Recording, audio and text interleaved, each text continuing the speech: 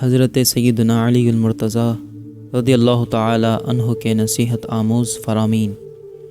حضرت سیدنا کمیل بن زیاد رضی اللہ تعالی عنہ فرماتے ہیں کہ ایک مرتبہ امیر المؤمنین حضرت سیدنا علی المرتضیٰ کرم اللہ تعالی وجہہ الکریم نے میرا ہاتھ پکڑا اور مجھے جنگل کی طرف لے گئے۔ پھر آپ ایک جگہ بیٹھ گئے اور ایک آہ سرد بھر کے فرمایا، اے کمیل رضی اللہ تعالیٰ عنہ، یہ دل برتنوں کی مانند ہے، ان میں سب سے بہتر وہ ہے جو سب سے زیادہ نصیحت قبول کرنے والا ہو، لہٰذا میں تجھے جو نصیحتیں کروں انہیں اچھی طرح یاد رکھنا۔ پھر آپ رضی اللہ تعالیٰ عنہ نے فرمایا، اے کمیل رضی اللہ تعالیٰ عنہ، لوگ تین طریقے کے ہیں،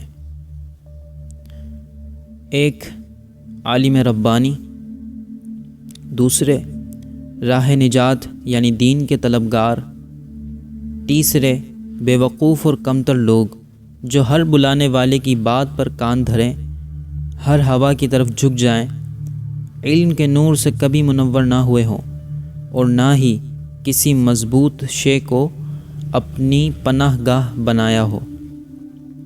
اے کمیل، علم مال و دولت سے بہتر ہے، کیونکہ علم تیری حفاظت کرتا ہے، جبکہ مال کی حفاظت تجھے خود کرنی پڑتی ہے۔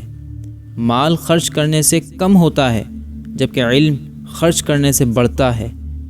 علم حاکم ہے اور مال محکوم ہے۔ اے کمیل، عالم کی محبت دین ہے، اور اس محبت کی وجہ سے بہت بڑا اجر دیا جائے گا۔ علم دنیاوی زندگی میں عالم کو نیک اعمال کی ترغیب دلاتا ہے، اور اس کی وفات کے بعد اس کا بہترین سرمایہ ہے، جبکہ مال سے ملنے والی آسائشیں اس مال کے ساتھ ہی ختم ہو جاتی ہیں۔ اے کمیل، بڑے بڑے مالدار زندہ ہونے کے باوجود مردوں کی طرح ہیں۔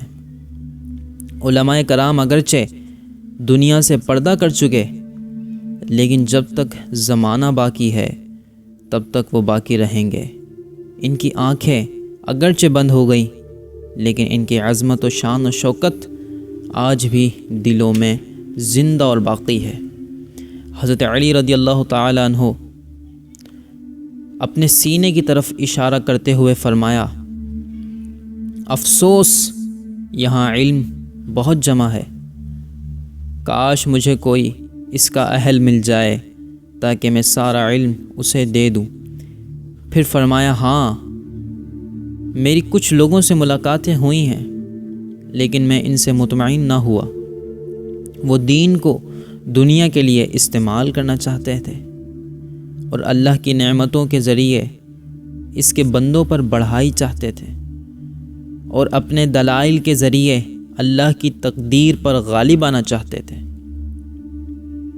کچھ لوگ ایسے ملے جو اہل حق کے فرما بردار تو ہیں، لیکن ان میں بصیرت و حکمت نہیں۔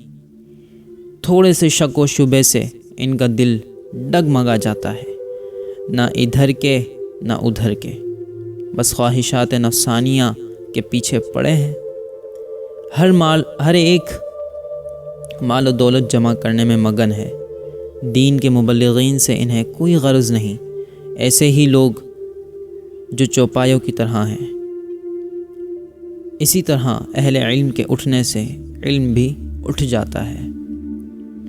اہل علم دنیا میں ایسے رہتے ہیں کہ ان کے بدن تو دنیا میں ہوتے ہیں، مگر ان کی روحیں ملائے اعلیٰ میں ہوتی ہیں۔